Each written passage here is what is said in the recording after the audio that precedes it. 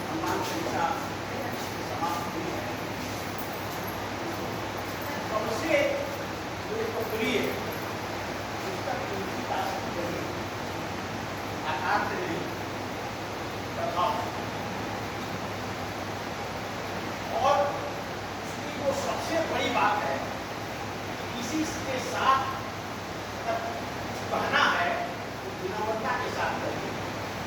बुद्धिहीन तन जान के सुमरो पवन कुमार, अपने को एकदम बुद्धिहीन कह करके और संबोधित करके अपनी बात नहीं, तब उनकी विनम्रता,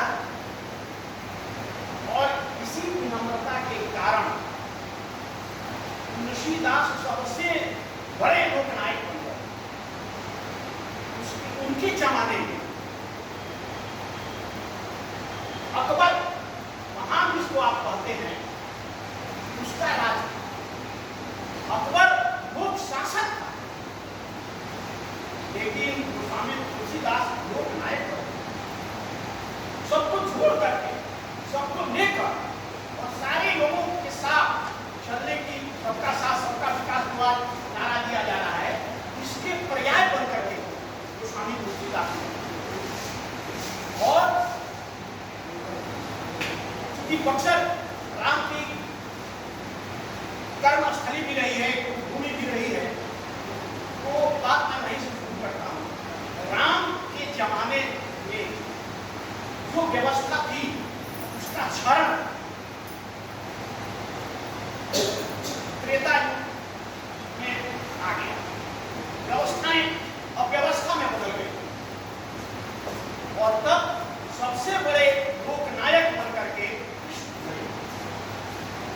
तब सबसे बड़े लोकनायक जो सामाजिक पतन हो रहा था, वैधल्य हो रहा था, माने हर जगह अव्यवस्था दिखाई दे रही थी, उसको ठीक करने का काम कृष्ण ने किया। और कृष्ण ऐसा विलक्षण व्यक्तित्व संसार में कभी नहीं, और जो हमारे अवतार माने जाते हैं उनमें भी नहीं है। कृष्ण का दोहरा चरित्र आप कहीं देखिए, उनके ऐसा दोहरा चरित्र का व्यक्ति कभी नहीं। उनके पापा भी दो, उनकी मम्मी भी दो, उनकी जन्मभूमि भी दो, उनकी पत्नियां भी दो, उनके आचरण भी दो। एक और कहते हैं कि शांति सबसे बड़ी चीज है, और शांति की बात जा करके कौरवों के सभा में कहते हैं, और दूसरी तरफ कुरुक्षेत्र के मैदान में अर्जुन को ललकारते हैं कि मारो। एक तरफ गोपियों का चीर जो है छुड़ा ले जाते हैं, और दूसरी तरफ जो द्रौपदी का चीर हर होता है उसको बनाने का काम। तो ऐसा व्यक्तित्व, ऐसा विलक्षण व्यक्तित्व कहीं किसी भी दुनिया के किसी भी इतिहास में कहीं दिखाई नहीं देता है। कृष्ण सबसे बड़े लोकनायक होंगे अपने काल में। उसके बाद कृष्ण के बाद गौतम बुद्ध का नाम आता है लोकनायक बने कृष्ण के बाद गौतम। उन्होंने जो सामाजिक अव्यवस्था हो गई उसको भी कुछ किया, और उसके बाद जब उसमें भी माया नंबर आ गया तो उसके बाद शंकराचार्य आए। उन्होंने लोकनायक का काम किया, हिंदू जाति को बचाने का काम किया, हिंदू समाज को बचाने का काम किया, और उसके बाद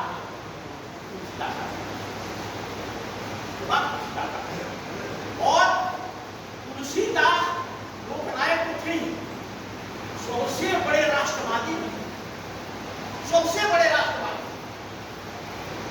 कवि के रूप में तुलसी क्या नहीं थे, संत शिरोमणि थे, महाकवि थे,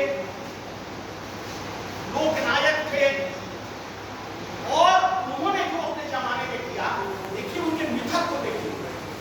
उस जमाने में, या उस जमाने में नहीं, एक तो हमारा समाज है हिंदू भारतीय संस्कृति में दो वंश सबसे ताकतवर था, एक सूर्य वंश और एक चंद्र वंश, और दोनों वंशों के बीच में ये बक्सर था, इसको करुष प्रदेश कहते थे, इसका नाम करुष प्रदेश था। और सूर्य वंश का प्रतिनिधित्व दशरथ करते थे, और चंद्र वंश का प्रतिनिधित्व महाराजा जनक करते थे, और दोनों शक्तियां आपस में नहीं मिले, इसके लिए यहाँ गवर्नर जनरल बना करके रावण ने ताड़का को रखा, दोनों शक्तियां एक दूसरे से मिले नहीं, और जब